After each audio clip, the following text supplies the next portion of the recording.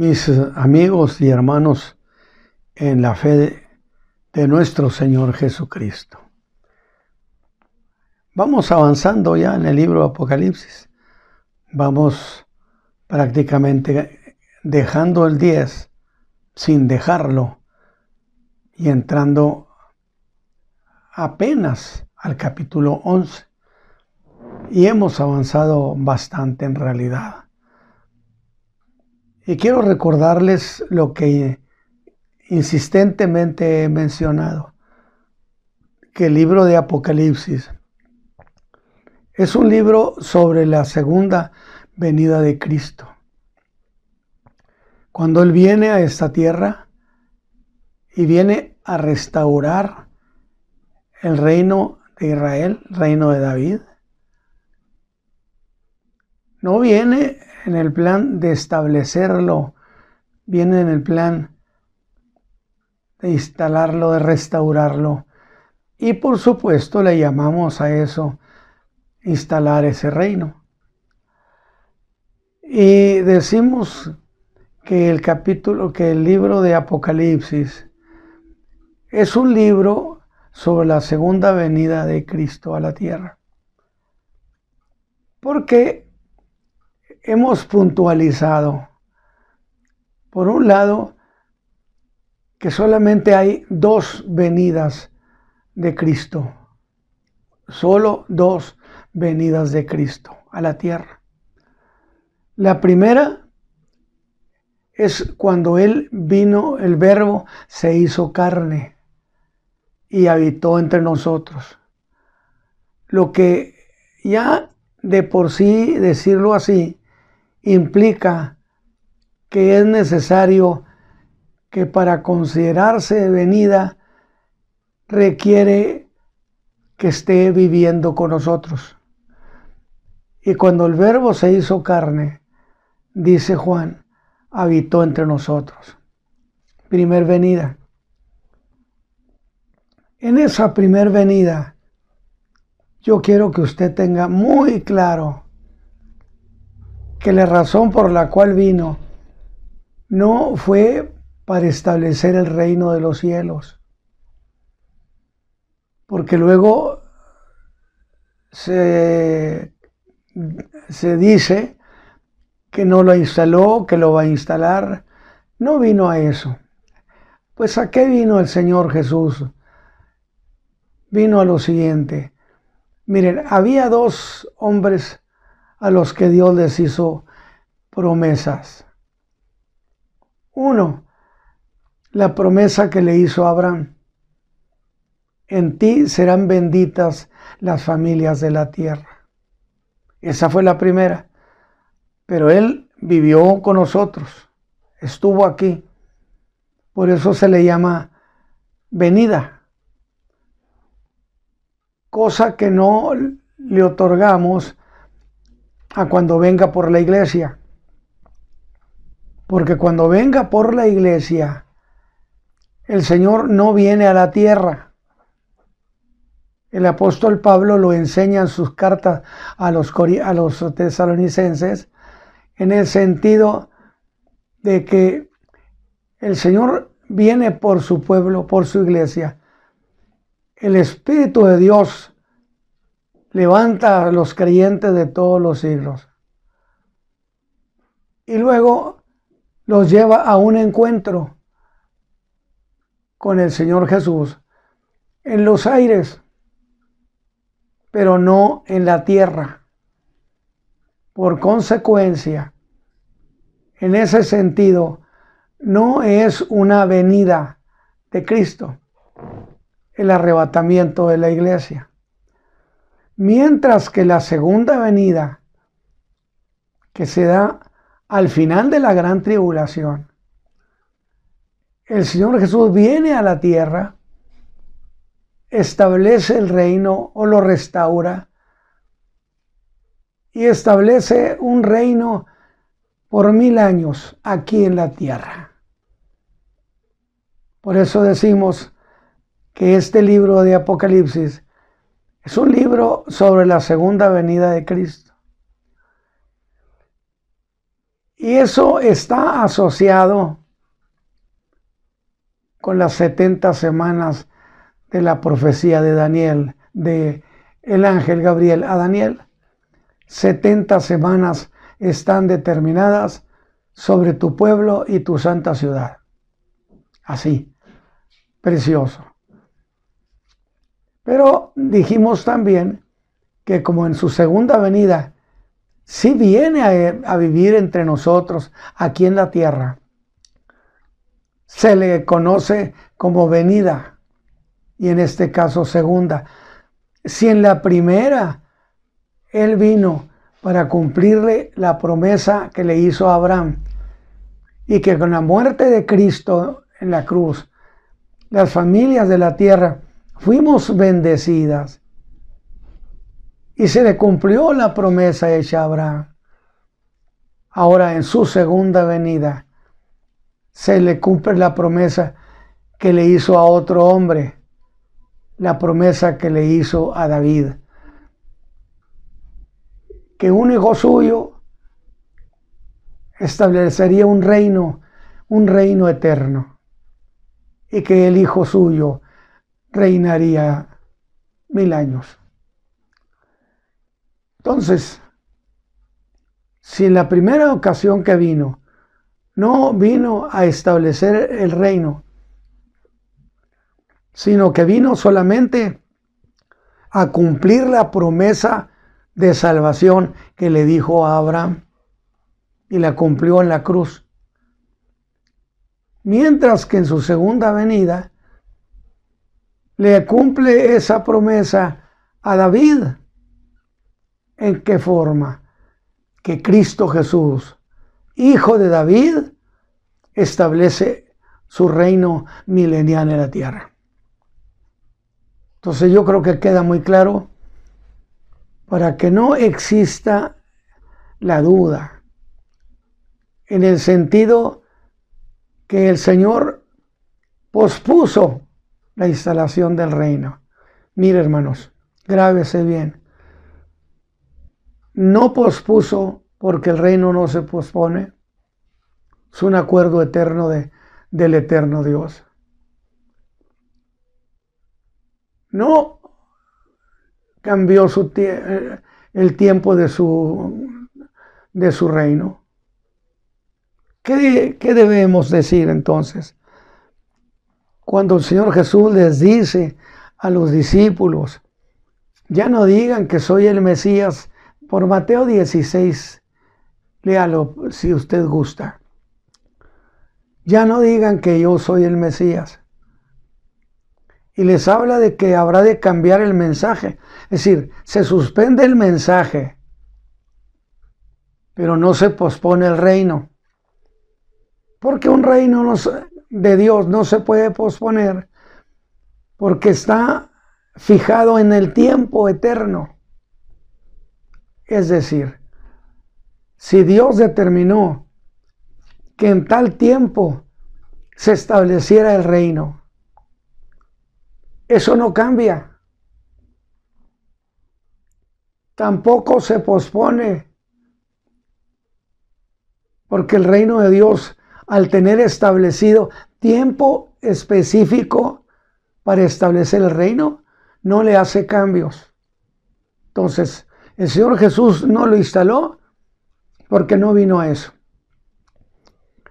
El Señor Jesús no lo pospuso porque no había fecha de parte de Dios para establecer el reino en ese tiempo.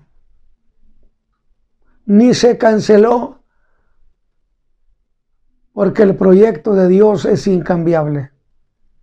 Así podemos resumir estas cuestiones tan interesantes del reino de los cielos, del reino de Dios. Y también hemos hecho énfasis en el capítulo 1, versículo 7 de aquí de Apocalipsis, en el sentido de que en su segunda venida será visible. Todo ojo le verá.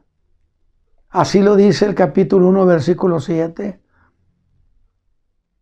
He aquí que viene con las nubes, y todo ojo le verá. O sea, será una manifestación visible. Él viene. Y hay algo muy lindo. Los creyentes venimos con Él. Porque ya habíamos participado en el arrebatamiento de la iglesia y fuimos arrebatados para estar con Él. Y ahora que Él ya viene a la tierra, venimos con Él. Reinaremos con Él. Estaremos con Él. Es una promesa extraordinaria, extraordinaria. Así que dije yo que vamos por el capítulo 11, sin dejar el capítulo 10. Porque siempre hay detalles que se esconden, que se quedan en un ladito. Y bueno, conviene irlos viendo. Y este capítulo 11 y el capítulo 10 en realidad nos dan la idea de que algo cambia radicalmente en la tierra. Y miren, en la ocasión anterior, o sea, el sábado pasado, en este mismo capítulo 10, la profecía nos habló en el versículo 1. Y dice que Juan vio otro ángel descender del cielo. Otro ángel descender del cielo. Y habla de él en términos muy categóricos. Y dice, otro ángel fuerte. Ahora esto de que lo vio descender del cielo, ya de por sí nos deja bien enterados que este es un ángel de Dios, que viene de allá del cielo de Dios. Que no es lo mismo, por ejemplo, lo que vimos en los otros capítulos, donde cayó del cielo. Y cuando se dice un ángel cayó del cielo, a veces se permite para algunos pensar que es un ángel caído, porque cayó del cielo es el término. Este no cayó, este descendió.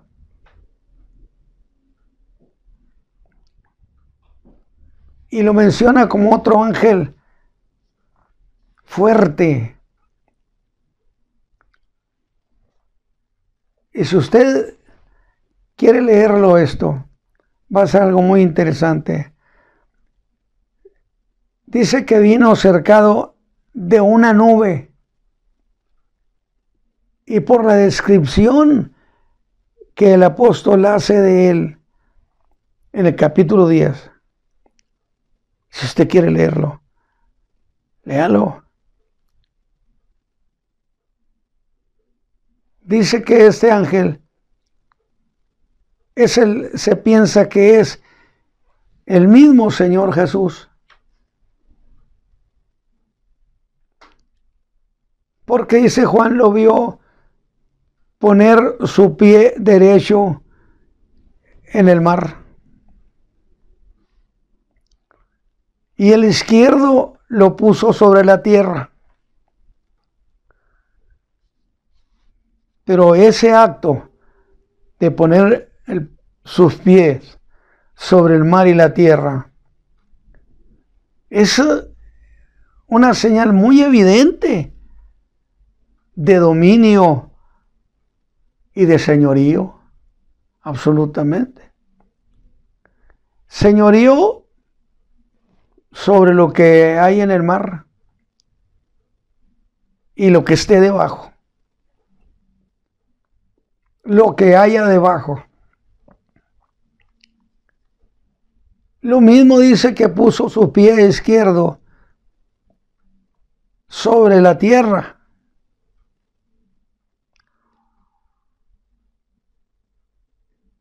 De tal manera que es Señor y tiene dominio sobre lo que esté en la tierra y debajo de la tierra. Ahí tenemos eso. Señorío sobre el mar, señorío sobre la tierra. Pero ¿a dónde quiero llegar con esas aclaraciones? Es que en el versículo 6, el escritor sagrado hace un agregado muy interesante. Jurando por el que vive para siempre jamás. Jurando por el Dios eterno, por el Padre. Y dice que ha criado el cielo. O sea, era la mar, era la tierra. Ahora agrega el cielo. Crió el cielo. Y las cosas que estén en el cielo. Oiga, el dominio es sobre el universo entero. Ese es nuestro Salvador. Y con esto ya tenemos una versión completa. ¿En qué sentido? Que las cosas que están en la mar y lo que esté debajo, y las cosas que están en la tierra y lo que esté debajo de la tierra. Estoy pensando incluso en los abismos donde han sido lanzados los seres vivientes, los seres morales, y donde será todo eso, todo lo que exista, está bajo su señorío. Vea usted qué interesante es, porque parece que no dice, pero sí lo dice. Y ya tenemos la versión completa, dije, de las cosas que están en la mar y lo que esté debajo de la mar. ¿Qué profundidades habrá? ¿Qué cosas habrá? Y las cosas que están en la tierra y lo que esté debajo de la tierra. Y que ha criado el cielo y las cosas que están en el cielo. Todos los seres angelicales son creación suya. El universo, todo es suyo. Luego tenemos que aceptar que por lo que nos está diciendo la profecía, no hay un solo lugar en el universo en el que no tenga dominio el Señor Jesús. Porque es muy preciosa la historia bíblica, la enseñanza bíblica, que el Señor Jesús se sentó a la diestra de su Padre. El Señor Jesús es su brazo derecho o su mano derecha. Y a mí me gusta decirlo de esa manera, que el Padre pudo decir, tráiganme las escrituras del universo. Es una manera de decirlo mío. Y le traen las escrituras del universo. ¿Y qué es lo que hace? Se lo hereda al Señor Jesús. Lo nombra heredero, dueño de todo. Fíjese usted, lo hizo heredero de todo el universo. No importa lo que, en donde exista algo, es propiedad del Señor Jesús. Luego entonces, el Hijo del Hombre tiene el señorío y dominio sobre todo lo que existe, hermanos. No hay nada que quede fuera de su señorío. lo nombró heredero de todas las cosas. Y ese es nuestro Salvador. Y este ángel, en el versículo 6, dice Juan, juró por el que vive para siempre. Y lo hace una declaración contundente, que el tiempo ya no sería más. ¿A qué se refiere? El tiempo ya no sería más. Y en el versículo 7 dice que en el tiempo en que el ángel empiece a hablar, el misterio de Dios será consumado. Y ya tenemos dos cosas. El tiempo ya no será más y el misterio de Dios será consumado. Estamos en esos pasajes finales del capítulo 10. Pero hay que preguntar, ¿a qué tiempo y a qué misterio se refiere el escritor sagrado? Bueno, por lo que está tratando en el capítulo 11, fíjense bien lo que le voy a decir. Por lo que está tratando en el capítulo 11, no está hablando de la iglesia. Para que usted no involucre a la iglesia. La iglesia ya fue rescatada hace 7 años. Ya fue levantada. El Señor vino y venimos con Él. Esos pasajes tienen que ver solo con Israel. Usted me va a decir, hermano Ramos, pero ¿por qué decir que estos pasajes tienen que ver solo con Israel?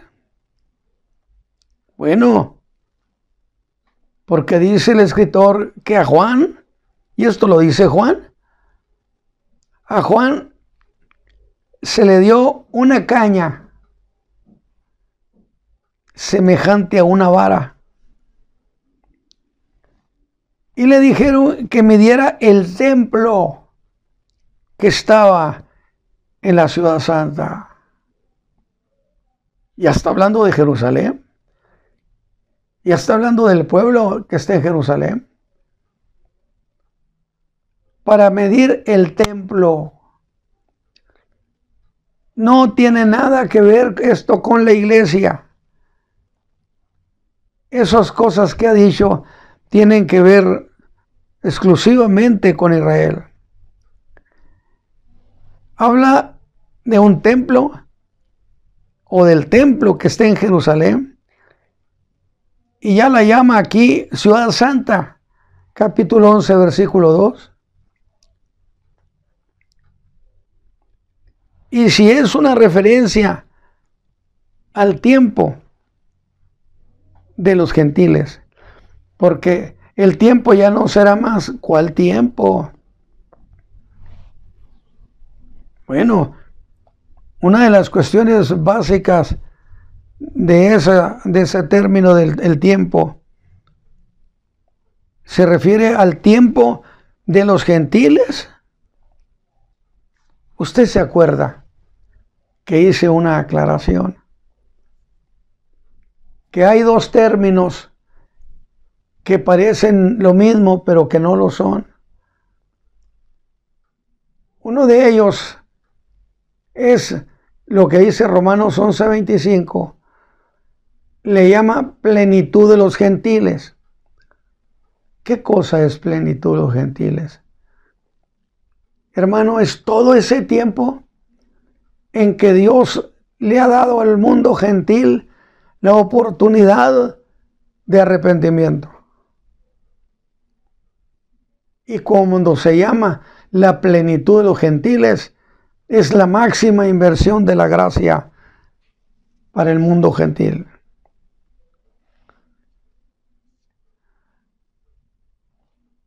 Como lo dice el Evangelio de Lucas, capítulo 1, versículo 24. Miren lo que dice, se lo voy a leer. Dice el Señor Jesús, Él mismo está diciendo esto.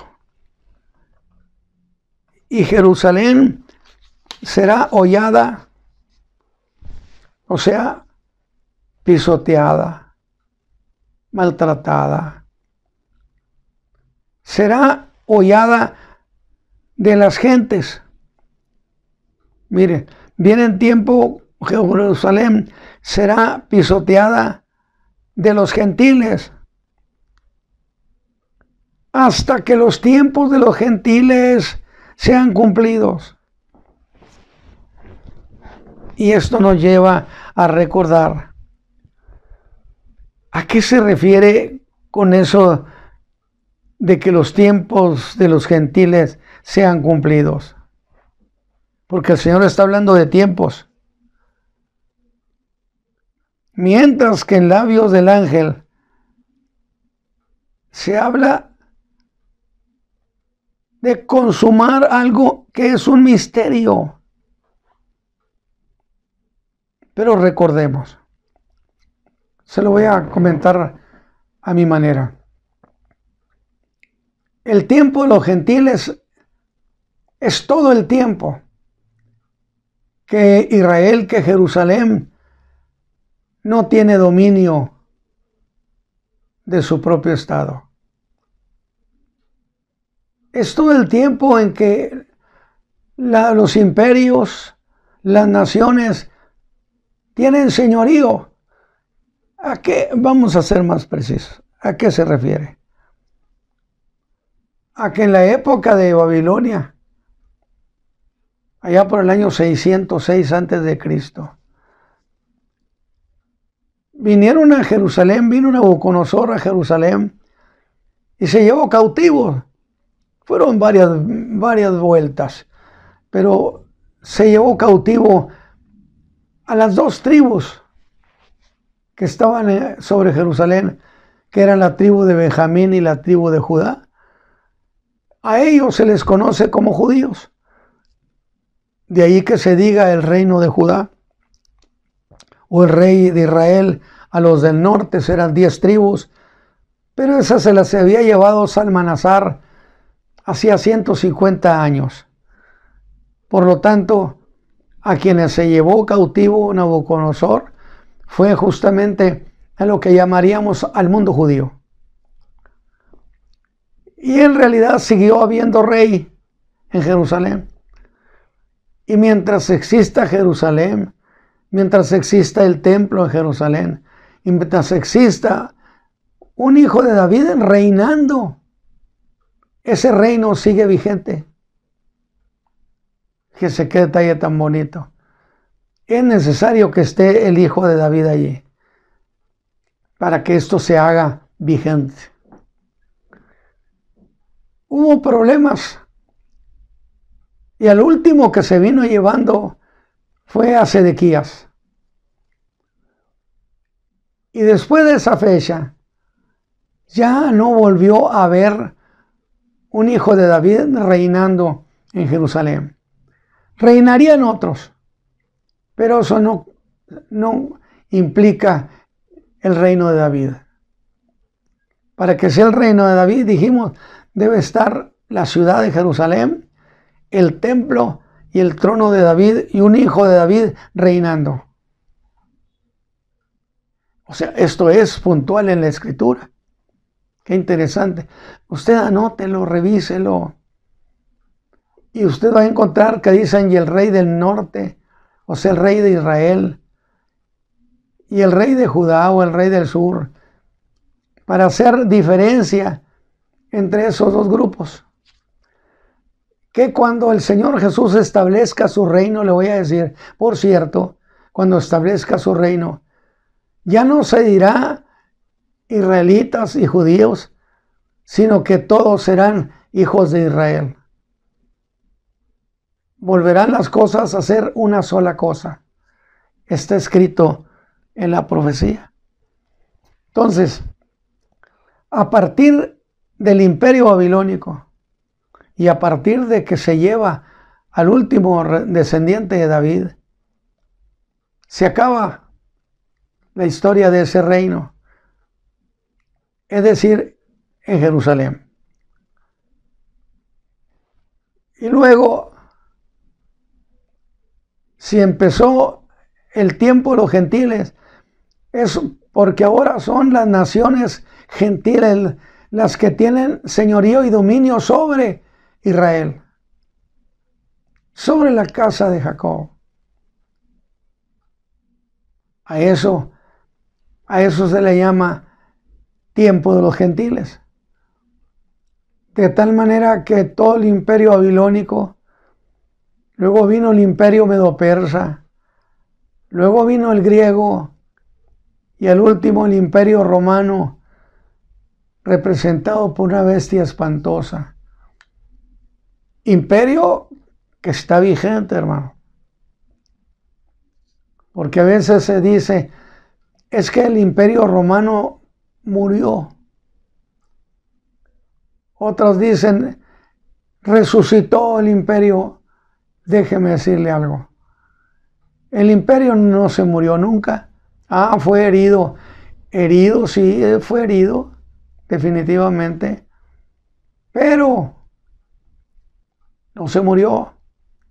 Sigue existiendo, sigue vigente a través de las mismas naciones que dominó. A ver, yo quiero que usted ponga atención y no se distraiga. Y no me distraiga también. Yo quiero estar pensando en esa idea. Por eso en Apocalipsis ha de decir que la bestia no dice que resucitó, dirá que sanó. Porque los muertos no sanan. Los muertos resucitan. Consecuentemente, el imperio romano solamente sanó de su herida que le infligieron particularmente las tribus germanas, las tribus de esas regiones, que se apoderaron en cierta manera de Roma sin que Roma muriera. Y cuando el Señor Jesús venga en su segunda venida e instale el reino, entonces el tiempo de los gentiles llega a su fin. Se acabó. De eso está hablando, del fin de los tiempos. Cuando el Hijo de David, Cristo el Señor, venga en su segunda venida y restaure el trono de David que está caído. Mire, yo no acostumbro a hablar de que Cristo instalará el trono de David, el reino de David. La Biblia habla de restaurar. Quiere decir algo que existe, nada más hay que volverlo a poner de nuevo de pie. Y restaure el trono de David que está caído. Y de cualquier manera se puede decir que el Señor Jesús inaugurará la restauración de ese reino. Y note eso, que será el mismo Señor Jesús quien establezca o restaure ese reino. No va a ser nadie más que le venga y le prepare al Señor su reino para decirle, ahora sí, ven, aquí lo tienes. No, la estatua de Nabucodonosor hecha por tierra de esa versión. Acuérdese que fue la piedra no cortada con mano, que es Cristo, que golpeó la estatua de los imperios y los hizo polvo. Y de eso de esa piedra nació un reino, o se hizo un reino eterno.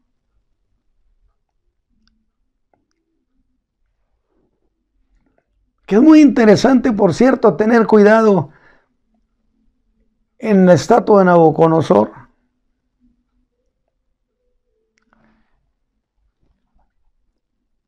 Que solamente menciona 4 imperios: el león, Babilonia; el oso medo-persa; el leopardo griego; y la bestia espantosa de Roma. Y no menciona ni Asiria ni Egipto, que fueron imperios con menores características de poderío, de alcance, pero no las menciona, como si solamente hubieran sido 4 imperios. Y eso según Daniel 2, en la figura de la estatua de Nabucodonosor. Que por cierto, es lo que estando en el monte de las Olivas, el día que el Señor fue levantado y llevado al cielo donde está su Padre, les dice a los discípulos que habría un derramamiento del Espíritu Santo, que es el dicho por el profeta Joel. Y ellos interpretaron que la posibilidad era que, como estaba asociado un derramamiento del Espíritu Santo con la restauración del reino, ellos hicieron esa pregunta estando en el monte de las Olivas. Vea el capítulo 1 del libro de los Hechos, versículo 6.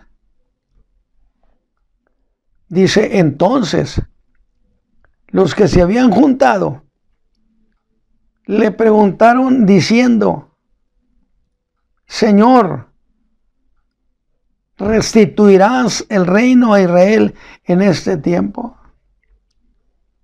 No le dijeron: vas a establecerlo, lo vas a restituir. Y el Señor responde: no os toca a vosotros saber los tiempos, porque eso está solamente en la potestad de mi Padre. Es decir, esto solamente Él lo sabe. Y alguien me hizo la observación: pero siendo el Señor Jesús Hijo de Dios, ¿no lo sabía? ¿No? Y no está mintiendo, porque aquí se trata de que le hablaba en los términos de Jesús el hombre. ¿O no dice el libro, el Evangelio de Lucas, que fue creciendo en gracia y en sabiduría y en conocimiento? Jesús como Hijo del hombre. Y entonces alguien me dijo: hermano Ramos, y lo del misterio.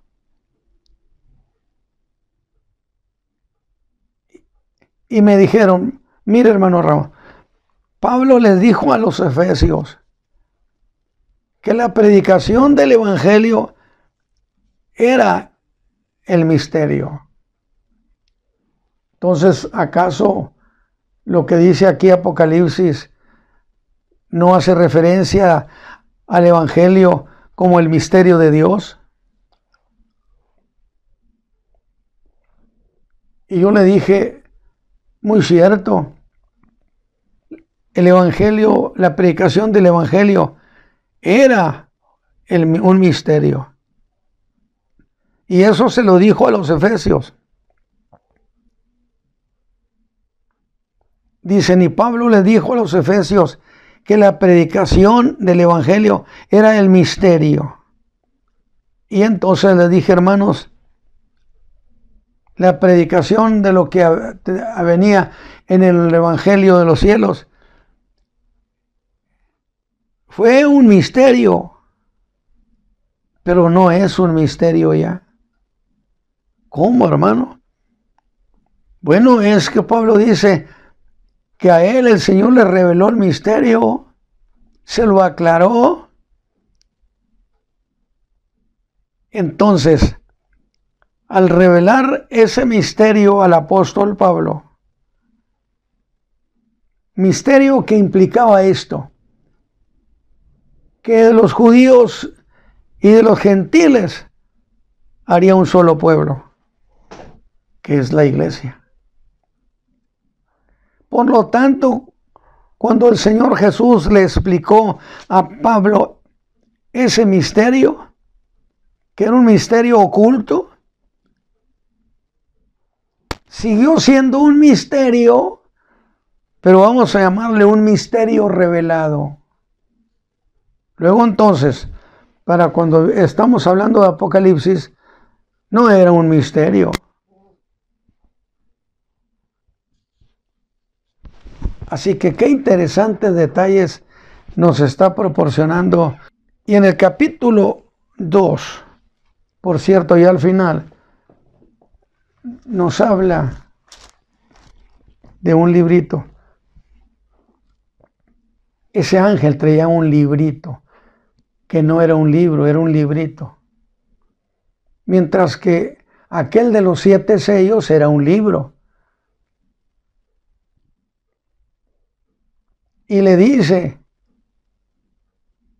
ve con el ángel y toma el librito que trae en su mano.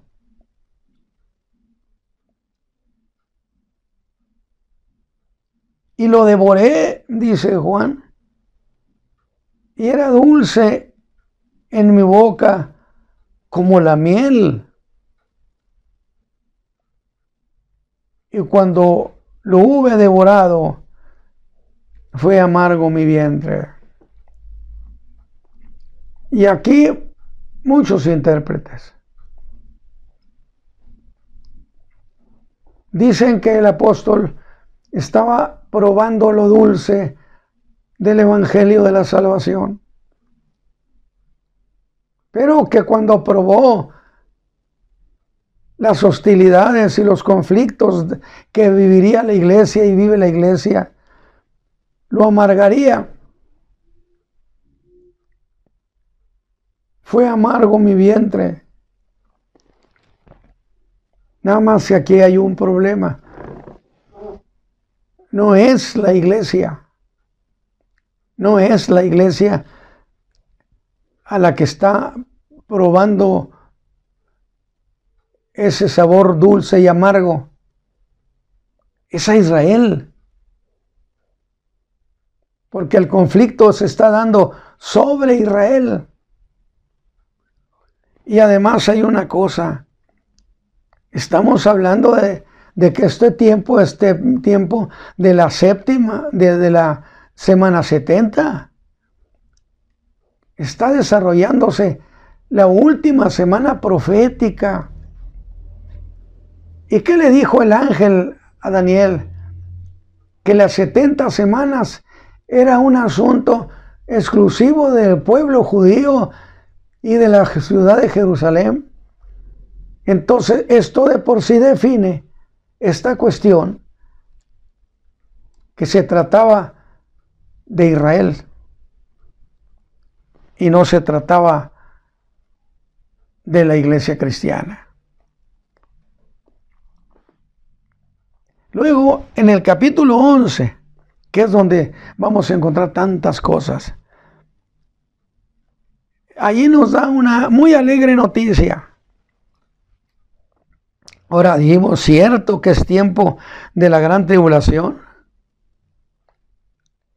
Y dice Juan en el capítulo 11, versículo 1 al 2, y me fue dada una caña semejante a una vara, y me dijo, levántate y mide el templo de Dios y el altar y a los que adoran en él, y echa fuera el patio que está fuera del templo, y no lo midas, porque eso es dado a los gentiles. Y hollarán la ciudad santa 42 meses, 3 años y medio. Aquí ya encontramos, fíjese, en el tiempo de la gran tribulación, ya encontramos el templo. Porque el Señor le dijo, mide el templo. Solo el santuario no lo midas. Y echa fuera del templo y no lo midas, porque eso es dado a los gentiles. Y hollarán la ciudad santa 42 meses. Ahora, aquí la pregunta que nos va a llevar a la siguiente oportunidad de hablar, de comunicarnos con ustedes. Dijimos, ahora ya encontramos el templo hecho en la gran tribulación. Ahí está el templo. De inmediato surge la pregunta, ¿y quién hizo el templo?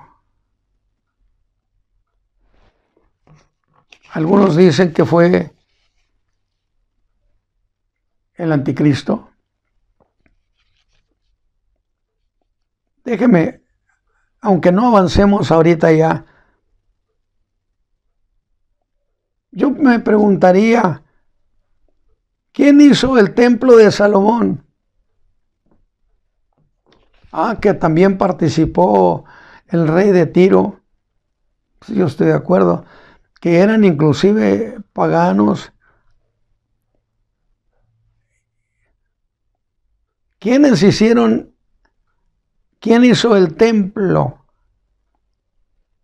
Nos preguntaríamos, ¿y quiénes hicieron los otros 2 templos? ¿Cuál, hermano Ramos? ¿El templo de Salomón? ¿Quién hizo el segundo muy humilde? Cuando vinieron de la cautividad babilónica, que algunos ancianos lloraran al verlo tan humilde y se acordaban del templo de Salomón.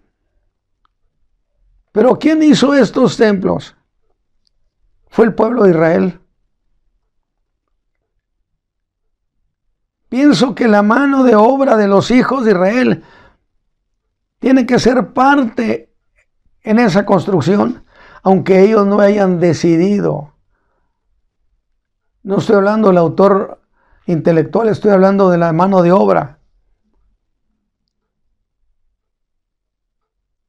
Puede ser muy cierto, pero ¿cómo se autorizó esa construcción? Esa es una cuestión a que vamos a tratar en la próxima oportunidad. Que el Señor les bendiga, mis hermanos, y yo espero que disfrutemos con alegría en nuestro corazón. Vamos a orar y pedirle al Señor que nos ayude. Padre eterno, estamos muy agradecidos porque ha sido muy bondadoso con nosotros. Gracias por la misericordia con que has tratado nuestras vidas, cómo nos has favorecido todos los días de nuestra vida. Yo te agradezco la voluntad de mis hermanos de aprender esta palabra. Y te ruego que nos des una semana de tu gracia. Por Cristo Jesús. Amén.